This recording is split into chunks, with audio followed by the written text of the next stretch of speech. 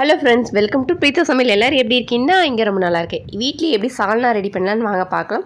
ஒரு mixie jar எடுத்துக்கோங்க. 5 பல் பூண்டு, ஒரு துண்டு இஞ்சி, 15லேருந்து 20 சின்ன வெங்காயம், 1/4 ஸ்பூன் சோம்பு, 2 பட்டை, 2 லவங்கம், ஒரு ஏலக்காய், 1/4 ஸ்பூன் கசகசா, 1/4 ஸ்பூன் ஜீரகம், 1/4 ஸ்பூன் மிளகு, ஒரு பச்சை மிளகா, அதுக்கப்புறம் 5 முந்திரி பருப்பு ஆட் பண்ணிக்கிறேன். 1/4 மூடி அளவுக்கு தேங்காய் ஆட் பண்ணி தண்ணி ஊற்றி அரைச்சி தனியாக எடுத்து வச்சுக்கலாம். தாளிக்கிறதுக்கு பார்த்தீங்கன்னா 1/4 ஸ்பூன் சோம்பு, 2 பட்டை, 2 லவங்கம், ஒரு ஏலக்காய், ஒரு பிரிஞ்சி இலை, ஒரு அன்னாச்சி மொக்கு, ஒரு குக்கர் வச்சு கொஞ்சம் ஆயில் எக்ஸ்ட்ரா விட்டுக்கோங்க. இது தாளிக்கதான் தாளித்து ஒரு பெரிய வெங்காயம் ஆட் பண்ணிக்கோங்க.